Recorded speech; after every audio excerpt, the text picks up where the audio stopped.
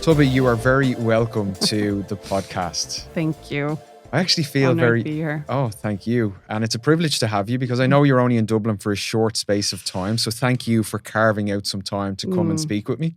Well, thank you. I just walked past the coffee shop we met first, Bear Market, and Very close good. to Dog Patch there. Yes, yeah, I remember it well. Yeah, we hit off right away, right? Certainly similar values in terms of how we look at the well-being space. Exactly. Not to my husband's surprise, right? No, we really were speaking the same language there. Yes, and what's interesting is a couple of weeks ago we obviously connected again in London. So you were speaking at the Corporate Wellbeing Expo, and Cara Connect had a stand there as well. So not only were you up on stage, obviously delivering a keynote, what I also was very impressed by was you were at the stand, you were engaging, obviously, the participants, bringing them over, telling them about Cara Connect. You know, from one founder to another, I thought, really good. You were out there, you were hustling. How much of that do you still do today in Cara Connect? I do it everywhere we are. I love it. I was giving everybody a small kind of Easter egg. So I always have a little bit of thing to give away, and I say, and usually chocolate because I love chocolate, and try to get people to smile and remember us. But I have to admit, I'm better at getting people to talk to me than I'm at telling them what we do. But at the end, it's good. I think it's all good. But I really do like being in the events. Yes. This event was okay. Usually we get more spot on leads, but this one was more like getting to know people. We got a lot of professionals to talk to us there, which was great. But I wouldn't have picked that place for that. But we got a lot of interested professionals that want to work with us. I hope listeners have picked up the first tip you've given today. So the real art of selling is actually not to sell, but to get people to actually open up to you. Yeah, look at your eyes, basically. And I have Iceland to talk about. I have volcanoes, and people are interested. So we obviously, there's an incredible journey that we're going to explore as we move through today and pick some of the lessons learned and challenges overcome throughout that journey. But maybe we could start by you telling us a little bit about Cara Connect. Yes, of course. Cara was built in 2015 with my then co-founder Hilmar. We were setting out to build an access point for children in schools. Children with deviations. So I'm a cognitive psychologist, and I was just immersed in the way how the development of the brain was happening in the different stages of children. And I was there, had been 12 years a politician, trying to do that inside. You know how the Nordics pay for everything through the tax paying system. So I was trying to change the access point. So it was really hard for a small school to get a speech therapist or whatever the child needed. And it ended up, I saw the increase was incredible. The money was thrown at it, but the kids were not getting help. So there was something broken. And at this time, I was leaving politics, and we were seeing Uber and everything come out. And I actually read a really long analysis of Uber, and I changed the name to Special Education Everywhere and tried to figure out, could we do this? And I'm not technical in nature, but I love technology. So I've always been playing with all these things. And I thought, this is amazing. All of a sudden we can connect things together. Payers, clients, professionals, and even providers as well. And short story, we ended up not having any business with schools and pivoted to companies at the same exact idea. We build well-being hubs for employers that want to give access to professional help. So we have 60 kinds of professional service provisions, actually, almost 3,000 professionals that we can access. So basically we built a very strong and robust workstation for all these professionals of different sorts. They can be stationed anywhere with different languages, different provisions. And then we meet KPMG, and they say, we want to cater mental health, we want to have family support, they can just pick and choose and we will take care of it for them. And then KPMG says, I'm going to pay 6 sessions per person and they can just access this without talking to their manager, which is a big deal. Yeah. And also some managers are not very good at figuring these things out. And we are now doing really well in this spectrum. And the funny story is that these kids that I was trying to get help to are now in the workplace. Yes. And I know that there are a lot of, diagnosis there, and it's a different generation that is coming out of the school system than before. And I think you're being really humble there in terms of telling that story, because obviously I would have done a nice bit of background on that story, and it really was born out of a passion to help people be able to access these specialists. So Yes. initially with obviously children and aspects like even things like speech therapy. And then obviously it's grown now to be this all-encompassing platform where people can engage one-to-one in the right environment with a specialist. At the right time, with the right help. Yes. And that's what's key. We couldn't, in the beginning when we were thinking about the schools, I was there as a politician paying for an autistic child getting 3 different professional services, right? I was paying for that. And I couldn't see if that child got it or not. And so I was there like a politician knocking on the doors of the schools and saying, how are you getting the speech therapy in? And they're all like, I can't get a speech therapy in. And I'm like, how are you getting an occupational therapy in? Oh, I can't get that in. I mean, this is only 70 kids in the school or 300 kids in the school. And then I realized, okay, what are you doing? They're like, oh, we're hiring support people that are really nice to the kids. And that's generous, right? But the money was going to not giving them the right kind of help, not pushing them through what was recommended. And that's a bit of a key discussion that is not much out there, but I know the professionals know that, you as a person, really a little bit more than you think about what your problem is. And if you see the right kind of professional, you will talk to him about it, and all of a sudden the trust begins. And trust is one of the key indicators of getting better. You have the right kind of help.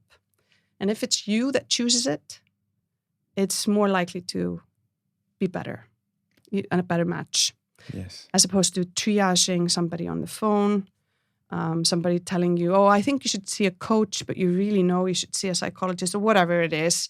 I've heard so many stories of this, both in the Nordics and here, that people are just put somewhere and it's not working from day one. And then all of a sudden you're back to zero. What do you do? The service that the company offers is not helping you. You're stuck. You get worse. Company needs to pick up the bill somewhere, either because this person goes on a sick leave or they leave. And there's been big growth in the last 2 years. We see obviously now you're expanding into the UK and Ireland. Obviously Germany I see as well as potentially in the roadmap. You're obviously across most of the Nordic countries as well. Investment in the organization, was that last year? 6 million roughly? 2 years ago now. 2 years ago. Yeah. And wow, what a founder change. I mean, being a founder and getting that money in and that trust completely changed my life. Being bootstrapped basically for 6 years. You really need to change your management style at that point. And it's just so nice. It was so much fun. All of a sudden hiring all these amazing people and they're actually doing stuff that you dreamed about. And can I ask you just on that? You said you had to change your style. Yes. What was the difference from being, because this is probably talk therapy for me. Yes. Because we are still very much bootstrapped. Yeah. But what was the biggest difference for you from those 2 scenarios? The power of the people, I guess, that you could actually hand things away from you that you've been worried about nobody doing for a long time. So that's how I work. I have pretty much organized. It's a disorganized paper maybe, but I know exactly where I'm lacking. And all of a sudden, like 5 categories went into motion. And, I really understood what people meant when you can actually have money to light the fire. Yes. It really I saw it happen. People just running with the idea. And I went from, in analysis of the company, I went from micromanager to hands-off manager in a review, which tells you that it's not just about your personality, it's about how you're set up. And how difficult was that transition? Because I loved it. Okay. I absolutely loved it. So you weren't necessarily a micromanager by choice. It was more a necessity at the time. You needed to be overseeing everything. I guess because it was not a challenge for me to change. It was just me like holding all the threads and saying we can't afford this, we can't afford this, but I know it's important. Always telling people to, and just the main thing actually was, that's the main thing. Not doing all deals that came to you, being reactive in sales instead of proactive and saying no to some of the deals. That was the big change, because when your roadmap is all over the place, the business doesn't go anywhere. But you have to do it when you're bootstrapped. Yes. You know that. All of a sudden you have the money and you can say, okay, we actually closed some accounts and we called the clients to say, we're not going to be suited for you. You can use it as you can, but we are leaving this line of work. And that was relief, because you knew that you were promising a lot of people different things and it didn't go together. So very empowering, I'd imagine, to be able to put your energy and focus into those clients that you really knew had bought into what you were selling, for want of better words. And at this point, actually, we didn't have a product. We didn't have the new product. We had the product for the professionals. We had the idea for the schools, and we had tried some, but we didn't have a product for employers. So we didn't have a website. So it was almost like a real pivot. Yes. We did have the tech behind it, but we didn't have any ammunition. We had to build everything from scratch.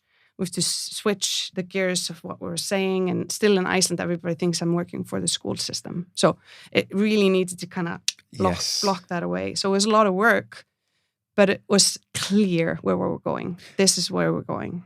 And can I ask you, for anybody who's maybe not aware, right, of this space, we have employee assistance programs. Yes. So you're moving into a space where you go and knock on some of these doors. Companies say, "No, we've got that sorted. That's that box is ticked. We have our EAP program."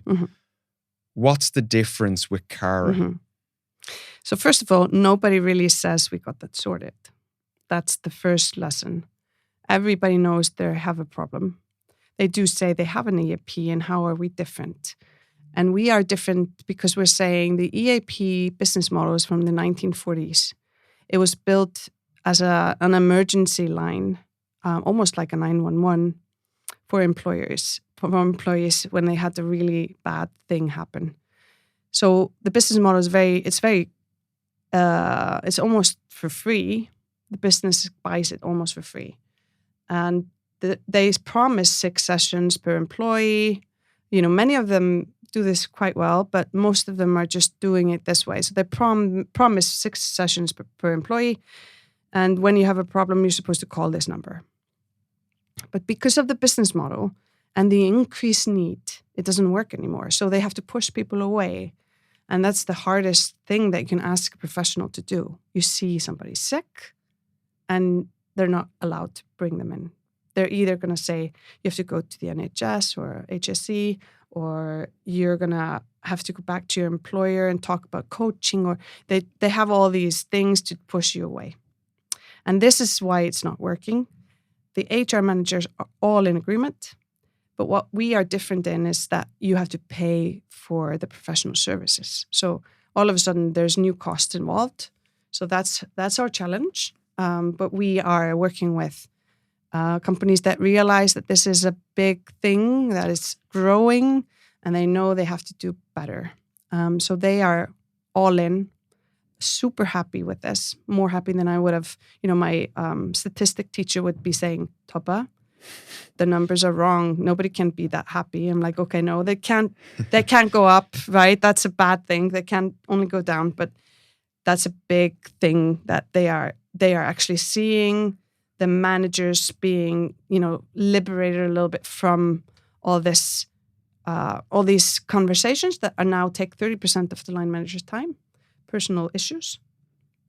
They're seeing the HR manager going home a little bit more relaxed because they know they get their last check-ins are the worst cases. Yes. So they know they have some preventative measures in place, and that all the line managers do have a tool to show employees.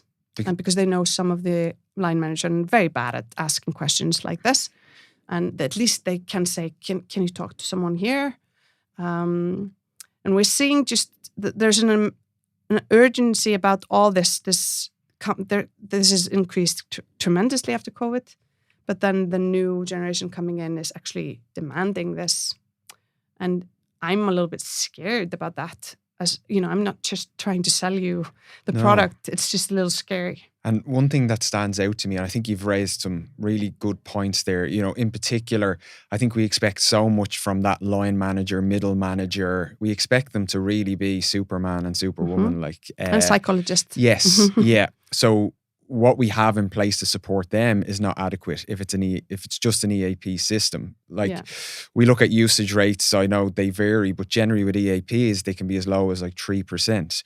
They're actually lower if you think about if people see someone, it's lower. Yes. Yeah. And then obviously in comparison, I know that with your platform, they can be as high as 30%, but then even I listened to an interesting podcast with John, your COO, and he spoke about in certain organizations where they were going through a turbulent time, it can be as much as 50 to 60% that people are utilizing that service. Yeah, we've had companies that just laid off a number of people, and then they launch us, and we see extreme usage, and then it levels off. But in a larger context, you should be seeing around 20%. Yeah. 20% of people are struggling with something, in their lifetime at some point. So you might be having a sandwich generation crisis. You might be having a child that needs special, help. You might be feeling depressed. You have menopause. All these things happen in different times, and you need different help. The same psychologist is not helping you with all these things. So that's why it's super important to have the variety. And then we also offer the employee to tell us if they need somebody specific. So if they're saying, I want to talk to Mark, we can call you and put you in there. Yes. And they can then book. So the key thing here that I haven't mentioned is the professionals are everything for us. And we, differently from the EAPs, I think almost all EAPs monetize them. So they lower their fee, or, insurance companies do that a lot. Yeah. And these people end up not working as professionals because it's just, they're not treated well. So going back to my Uber red, I have it. I have it with my markings in, and I wrote in, underlined the margin that they took from the drivers, which has been contested, yes. Since then. And we don't do that. So we have partnerships with all kinds of professionals because we just pay them fairly. And, I'm not going to tell them to raise their prices, but they're fair. They are fair. Yeah. None of them are going beyond anything. And, obviously I can't say this as a blanket statement for all those types of professionals, but from engaging with some of them, they do struggle to sell their services. Yes. So what you're doing there for them, not only are they taking an adequate fee for what they're doing, you're helping them overcome that challenge, which is, okay, I'm really good at what I do, but I don't really know the right way to sell that appropriately. Yeah. They were never told how to do accounting or sales. They did 5 years of university education, most of them, but this part is just left out. And we knew this when we began, when we researched the professionals. They actually only have a visibility 2 months ahead of them. They don't know if somebody's getting better in 3 sessions or 10 sessions. So they stress a lot about that. Yes. And then secondly, they will not be able to get the meeting with the HR manager, even though they have a perfect match for that company. So we hear that they love working with us. we are still working with them to figure out the match and helping them with the profile so they will be booked. And some of them are booked a lot and others are not. We're figuring out how we can help the profile. Very good. But in general, we have a lot of amazing professionals that are very thoroughly, like the Nordic style, thoroughly. So they can't go in unless we check them off. But they're doing really well. And the employees are really happy that they have a choice. And it really does sound like you're catering for the employee, you're catering for the company, and you're also then catering for the professional, which is not always the case. No. So. And I think that's why I have so amazing people on the team. I mean, it's a win-win all around. And it's very unique, I think. Yes. It doesn't happen all the time. No, certainly not. Let me bring you back to when we were in London, you delivered a keynote, and the topic of the keynote was around how companies can really, I suppose, I might get the words wrong here, but it was around how do we cater for Gen Z? Yeah. How do we make them feel, part of the organization, that level of relatedness, if you like. And I'd love you to unpack that a little bit, but one slide that shocked me from that presentation was you looked at incidents of mental health and suicide when social media came into existence. And obviously that generation, they're the ones who've grown up with it and how it has negatively impacted them in so many ways as they now move into the workforce, the real world, as we like to call it. Yeah. I mean, this is, I understand it strikes people because it's super scary. And it's a tricky conversation because people tend to they react badly to this because they kind of feel guilty about their kids. But it's not our fault as parents, it's the technology, right? The company did not tell us anything, they know this. They haven't researched this with universities. And now all of a sudden we're paying back. What happened really is this is why, the reason why I'm diving into this is my obsession with how the brain works. And when kids are young, they go through stages of brain development. And if you think about it, you're born with so many brain cells that you can never cope with them. So little by little, you learn, and the brain cells that you don't use die. And this happens the fastest when you're in the tween and the teens. So this is where your connections kind of stick. The brain basically is kind of getting into like a tree state. Yes. It's not necessarily agile anymore. It's agile, of course it is, but this is where, stereotypes come in and stick. And, if you've been in a language situation at 11, you won't be as good at picking up the sounds and vocals because it's gone. Yes. So there's lots of things gone. And this is when we have introduced in 2012, 2015, everybody has a phone in their pocket. They have a selfie. All of a sudden a selfie button is introduced and beyond anything, all of a sudden we're just saying it's okay to show pictures of you in all kinds of different settings, and you can share, and there's a like button, and all of this just came in like historically 5 minutes. And the most susceptible are the youth. And this is now proving to have a major lasting impact on their mental health. And I'm a little bit scared how Europe is not talking about this. They're talking about taking the phone away from the school. They're talking about banning phones, which will never work. They're not talking about the mental health problem. Yeah. And that's the biggest one. So suicide is up, self-harm is up, mental health problems, anxiety, and depression, all up. It's like a hockey stick line since that time. And now, I just read yesterday, TikTok is now integrating all the Instagram things, keeping your pictures there. Instagram is now adding the TikTok thing, so it's merging into the same super social media thing. And, I have 4 Gen Z kids.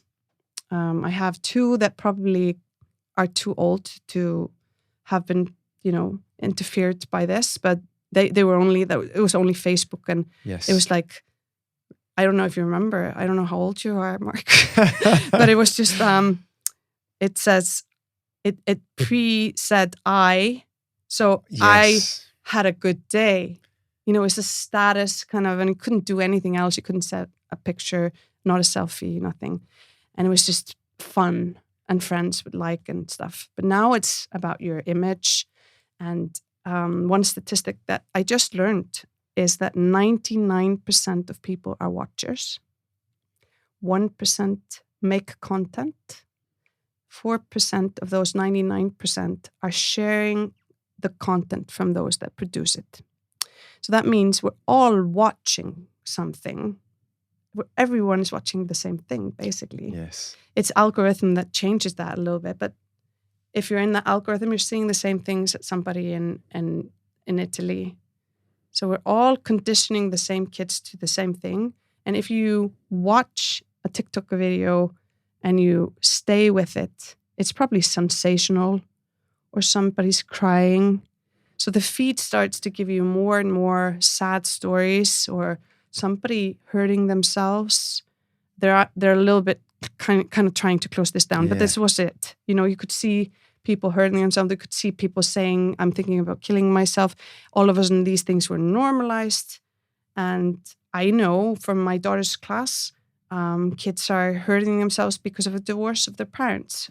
So we're at like a completely different stage, and I'm not sure this will change until the Gen Z gets kids. Yes. They will probably not give this to their children, but there's going to be a whole alpha generation that is also coming.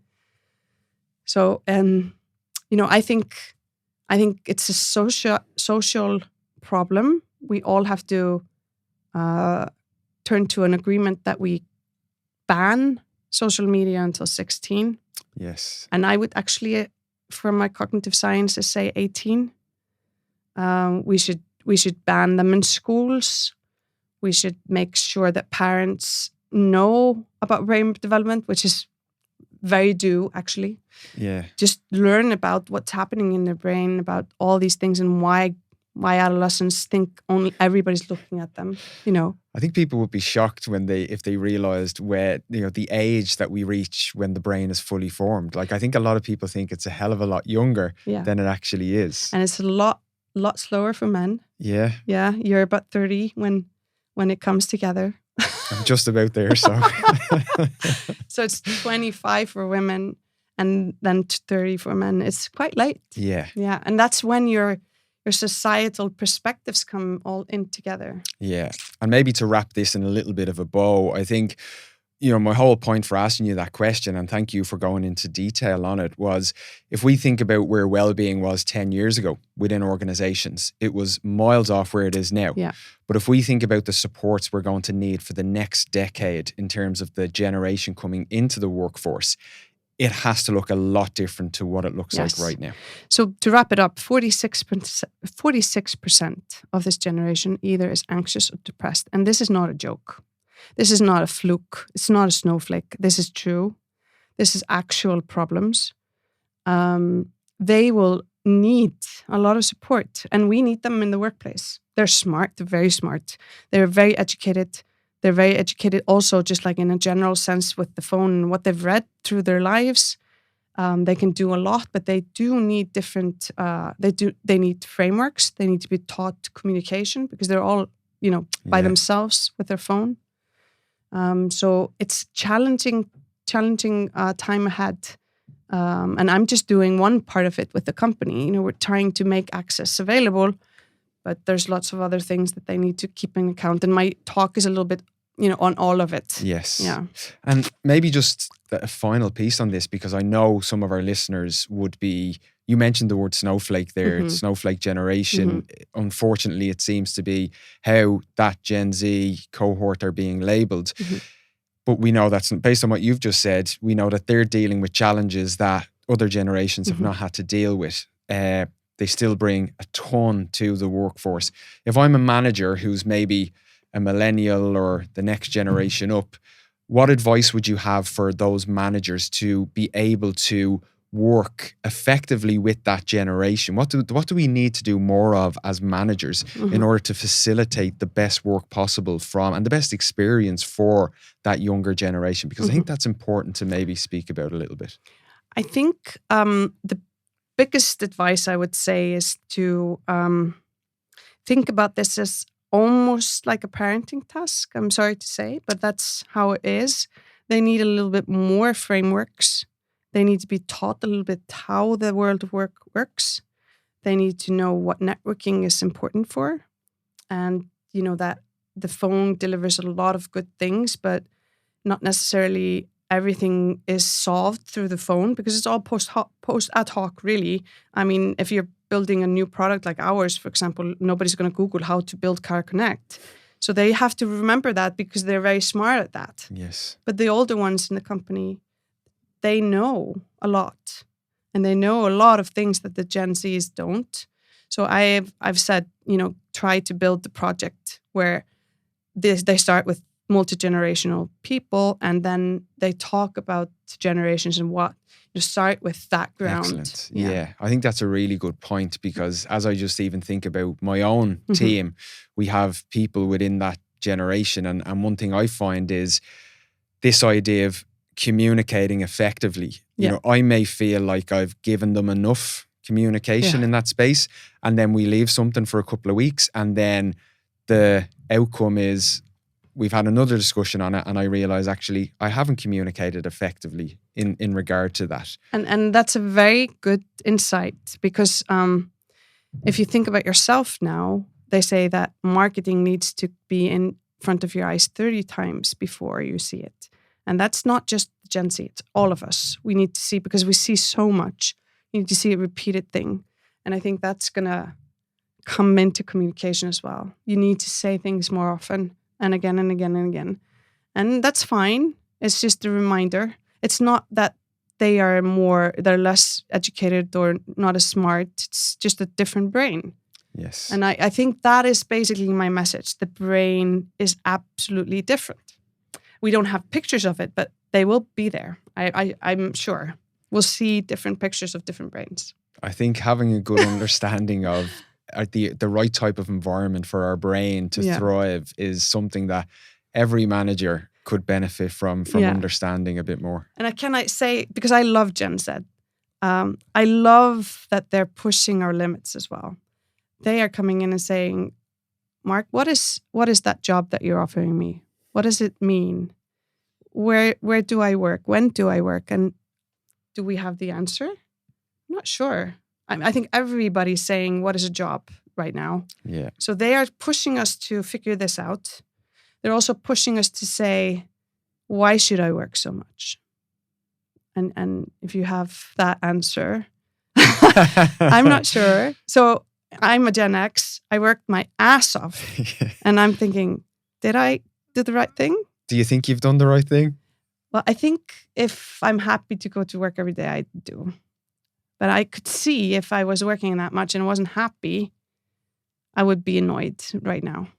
But I've been lucky enough to be, and I've been lucky enough to be able to leave where I didn't like the politics at the end, and was lucky enough to be able to leave and start my own thing. It's not a given. Yes, I have friends in politics that are just still there dying of boredom. Yeah, and that's something that's very common thread on this podcast with the founders that we've had on so far is, yes, there may be a high workload involved, but there's a passion there which energizes us. Yeah. But there's another common thread, which is if I'm doing something that I don't enjoy, I have an ability to follow that passion. I have a bravery, a courage to follow that passion. And it sounds like from your experience, 12 years as a politician, you got to the point where, okay, I want to try something new. But I'd imagine very steady job. You've got a young family, tempting to stay in that job, even though I don't like it. What for you enabled you to make that jump and take that risk? I guess I was just working on the same mission the whole time. And I saw in politics I was not moving the needle. So I knew if I was going to still go into my direction, you said it really well, bringing access to help. That's kind of always my baseline here. I'm giving access to help. And I thought it's, and I was excited about the technology as well. And oh my God, introducing technology into schools is just like a horrific decision. But this drove me out and into a similar path, but of completely different surrounding, I guess. But I hadn't been a manager. I hadn't, I had no idea what I was doing. I have to tell you. I mean, I didn't know anything. I read this book about accounting. I was like, oh my God, do I need to do this? But you kind of just figure it out as you go, right? Yeah. But the hardest part is fundraising. I think I don't hate it or I don't dislike it, but it's like getting a fist in your stomach all the time, getting these no's. And it's different from getting no's in sales. It's completely different because in the sales, you usually get a clear answer. No, we have a 5-year contract and call us in 5 years. Or like, yes, sure, I'll call you in 5 years. But, that's a clear answer. Like businesses can give you that. But the funds really sometimes just don't answer. And I would love for that market to step up the game. But I know they are in the same game. They are, raising themselves and it's hard. It's just as hard. They're playing the same game. And can I ask you I think it's really nice how you've differentiated between you're trying to sell to a company, might have a 5-year contract, you're trying to get investment. How much of that then is hard not to take personal if an investment company says, actually, we don't believe in your idea. We don't want to invest money in your idea. We don't think it's going to achieve what you say it's going to achieve. How do you keep pushing forward when you face those kind of no's? I don't know what I do. I just got a no this morning and it's just not nice. And I do take it. Do you take it personally? I don't think, I think it's hard. I think I'm failing the company. So I take it personally that way because it's my job to get it through. But I can tell you that it's super hard for women. They get 2% of the amounts. So we are in a game that is almost set up to fail. And I try to remind me of that I'm trying in a game where I always slip down, like, what is the Greek god? So Sisyphus that goes up with the ball and the hill and then he always rolls down again. And I sometimes think it's stupid to try. But then I think, well, I mean, there are a lot of stupid ideas as well out there. There are a lot of no's going around anyway. So sometimes I think I'm a little bit stupid to try, actually. When I have a down day, and I've only once not wanting to go to work, and that was when this 2% statistic came out last fall. I'm like, I just had to go into bed again. I'm like, what am I trying, But I'm still at it right now. Yeah. We'll see. We have the investors that are behind us are fully behind us. So we are, we already set for that, but we are trying to get a UK or Irish fund on board. So let's see. Yeah. Anyone can do it. I'm sure you can. But I do appreciate your candid response there as well. Because I think I saw that exact same stat. And I know that you do, like, for example, I read that in Reykjavik that you work with female entrepreneurs as well. So you're flying the flag to encourage more female entrepreneurship. And I think, naturally, when you're in such a small cohort, 2%, it's easy for that to be misinterpreted. She's got it all figured out. You're the exception. Yeah. But you've actually just shared there that no, it's a struggle, it's a challenge. Yeah. But you've got a passion, you've got an energy, you keep pushing forward. And how the HR managers are really focused on resilience right now and how to teach it. Yes. And I'm not sure you can teach it. I'm not sure. I think you're either raised with this or you're born with something. And it's on the verge of being stubborn. So I think can flip over very quickly. Yes, yeah. So resilience is about you wanting to get somewhere. It doesn't have to be the company's vision, but you want to get somewhere, right? Yes. And you have to be invested in it. And that's what I try to tell the HR manager. You have to have a really strong brand connection to these kids that are coming in. They don't want to work for you if you're polluting, or you're not thinking about greenhouse gases, and you're not thinking about how do I have kids and work here. It's just gone. You can't just, the trust between the employer and the employee is different. Yes. That has been a massive shift, hasn't it? Mm-hmm. Like, and it's not just the Gen Z, it's been growing. Yeah, I think every generation, like when you think about how much I trust my employer and how much that dictates now whether I stick around here, whether I'm really invested, or whether I'm just here to pick up the paycheck. Mm-hmm. Do you care? Yes. Yes, exactly. Am I, we talk about the organizational citizenship behavior, going above and beyond the call of duty. Mm-hmm. If the trust is not there, nobody's going to do that. If people can't buy into the fabric of your organization. So we obviously throw the word culture around quite a lot, but actually it's about trust. Yes. Yeah. Having your values up on the wall really means nothing if there's no trust in place. And I think my style of management, being open about things, and I don't think it would have worked 20 years ago. It kind of works now, but I didn't realize it was, that. Yes. But 20 years ago, you were supposed to be know-it-all. I know it all. Oh, yes. Mark, can you do this? And can you do this? And you trusted me, right? Now they'll just Google and say, this is the better way to do it. And then you have to have a conversation about it. And the managers, they're like, what? Are we talking? Are you saying that I'm not handling this? And this is hard stuff for older managers that have been doing this for a long time. I love the framework. You'd be very familiar with it, I'm sure, but around self-determination theory. So am I giving them autonomy? Do they feel competent in their roles? And obviously we have a massive role to play in that as a manager. You've got to remind them of the good job that they're doing. Mm-hmm. And then there's the relatedness piece, which trust really sits in as well. How do I feel connected here? Yeah. So I think for any managers or business owners, as their staff members start to increase, continuously bring yourself back to that new model of management, autonomy, competence, relatedness. Because like you said, the technical expert as a boss or a manager or as a leader, they're not really, like we've got ChatGPT, we have Google, there's places where we can find the answers to these things. And it's the same role as the teachers going through right now. What the hell, if I can use that language, what am I now? They can find everything. And it's about communication and trust and making sure people are feeling okay and they can talk to you about things. It's the same job. Yeah. You're a leader, but you're kind of a nurturer as well. And the feedback thing, so the Gen Z just hate the kind of, can you describe yourself in 3 sentences? And they just laugh. And like, no. They're like, that's just a really weird question. What do you want me to say? It depends on where I am. Depends on what I'm working on, who I'm working with.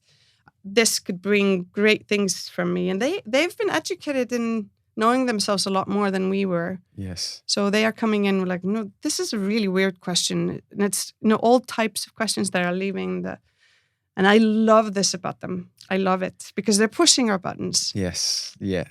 It's about time somebody started to really push some buttons. Yes. And I agree with you in terms of the nurturing aspect. My wife, Sarah, she's a teacher as well. And, 100%. Like she so passionate about what she does, but then you see the results that are driven from that then as well. But also if you would now close your eyes and think about the best teacher you've had, you're probably going to tell us that person took care of you, right? Yeah. That were the teachers that you remember because they really knew you and asked you questions, even though we're hard. Yes. And we need that from managers as well. Yeah. Right? Yeah. That's the best one. Yeah.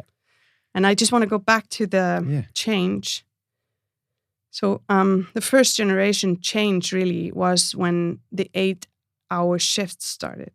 And it was because we invented the light bulb.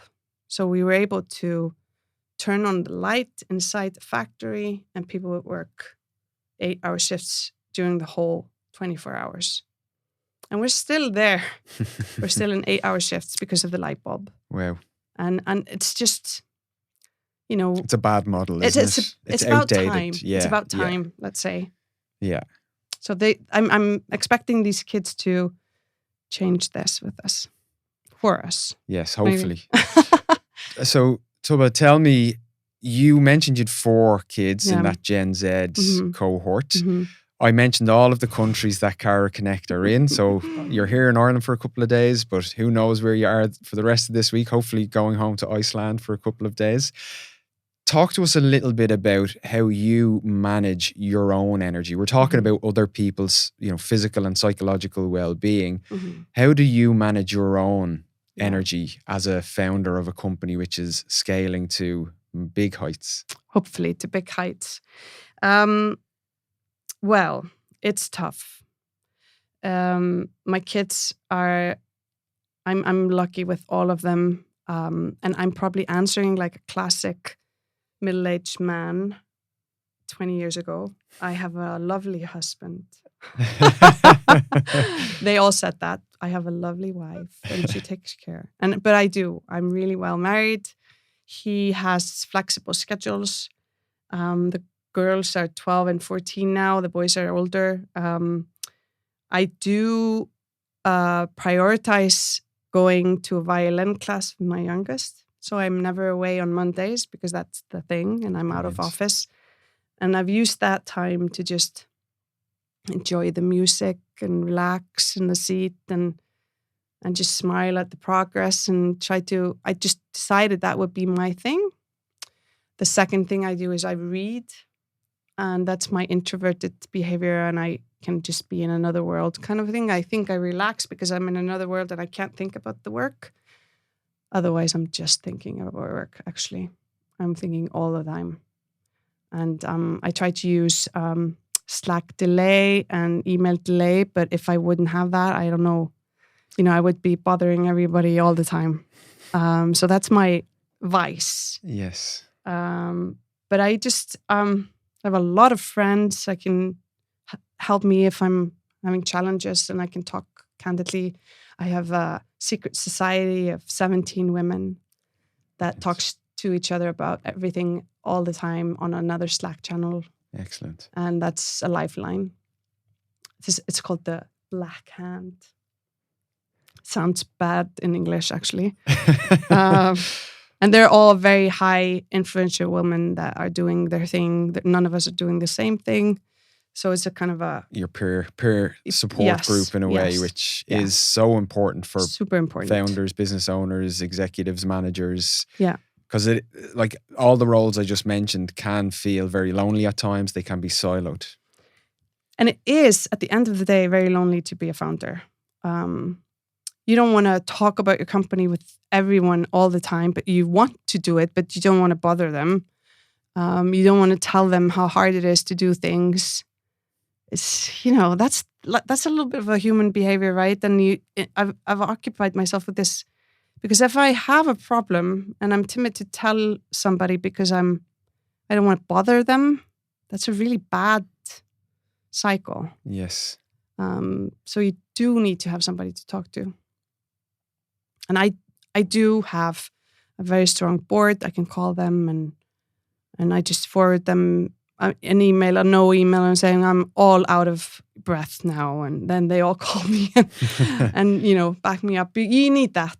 But you have to share, you know? You can't keep it within yourself. And can I ask you, because again, we would have founders listening to this podcast and some are potentially even in a scenario where, like myself, where I don't have a board. I'm looking, thinking, what's the benefits of having a chairman and having a board? And I have people in my own mind that I think would be great fit from knowing them for the last 10 years I've been in business. But I haven't fully come around to the idea just yet. Okay. For you, what's the real value in having aspects like that within your business? I have a board since day one. Right. I think it's super important for you. I would recommend you do that. And it doesn't have to be every month. You just can't call the board when you need it. But you would always just set the premise. You say, I need somebody to spar with. Yes. I need, we're going in this direction. Where's our niche? Talk about that and And board members are both loving it, and then they have a lot of experience. And then they have networks. So that's triple. Yes. I think I've informal relationships, but I think there's a lot of benefit to having... They're committing then. Yes. They're committing to your business, and they need to know a little bit more. Yes. So they ask you questions and you're like, oh, I don't know that. I'll try to figure that out, and pushes you. But you have to be, really laser sure that they're not pushing you in the wrong direction. It's always you that decides. They might have a great idea and try to pivot you, but your stomach has to be the right one. Very good. Yeah, that's a good point as well to bring up. We have to always follow our gut instinct. Yeah, because if you don't, founders. I've heard founders go off with some idea that they weren't okay with. It's easy to be swayed sometimes. Yes, because you think the business people know more or whatever it is. And they're like, oh my God, that was my wrong turn. Yes. So when I mentor women, I say my biggest, my biggest problems or decisions that went bad were when I was going against my gut feeling. And happened twice in the company. It was really not good. I was able to turn it around, but it took 1 year. One of them took 1 year to turn around. And I knew from the minute I said yes that it was wrong, because I thought my brain was, right, but not my gut. But there was Trust something. Your gut. Yeah. Trust your gut. There's something in the brain extra that says, this makes sense, but there's something off, Yeah. And if there's something off, don't do it. That's great advice. I have two final questions as we come towards the end. Mm-hmm. One, I'm intrigued because you're also a cognitive psychologist, right? Mm-hmm. How do you apply what you know from your cognitive psychology background to help you in your role as a founder? Those dark days we spoke about where it was, you had a day you mentioned where it was tough to actually get out of bed. Mm-hmm. How do you then leverage some of those, what we might call mental skills, to be able to keep going even when we're faced with challenges, failures, etc.? Well, I have an enormous faith in walks. When I have a dilemma, I walk. And I think it's the most natural thing to do. And the brain actually processes things while you're walking. So I try to tell my team to go for a walk when they're stuck and come back, and all of a sudden they've found a solution. And that's proven in Stanford studies. But we're not using it very much. And we think we're slacking when we go for a walk. Yeah. But the brain is actually processing a lot of things. And my grandfather was a professor of theology. And I was telling him that I was at university. He was in the university, teaching, and I was there in another department. But I said, Granddad, I keep falling asleep on the textbook.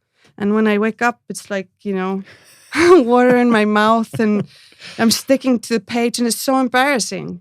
And he said, oh, no. It's not embarrassing at all. Your brain is processing what you read. And I was like, what? And that would not in my textbook on social psychology or cognitive.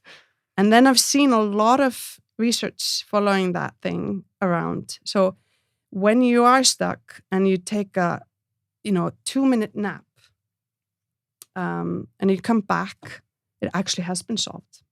So sometimes the brain needs to go away from the task to solve. Yes. And I think usually when I'm down, and this time that day I was in Amsterdam, and I just went, I skipped what I was supposed to do in the morning, and I went and rented the bike, and I just, enjoyed a little bit. And then I came back, I'm like, of course I'm going to continue. I had problems. Something said, yes, of course I'm going to continue. Of course, it's a bigger idea than myself, so I have to continue. We go back to that idea of our brain and the state that our brain's in. Like when we're in it and we're trying to solve it when we're in it, yes, we're not really engaging that prefrontal cortex. So when we go for a walk, when we do something different, we're starting to turn the volume down on. And there's oxygen flow. Yes. There's different things that coming into play. But I have to admit, and nobody's asked me that question before, Mark. Most of my studies are more oriented to how the brain is developing for kids, and I have lots of advice about that.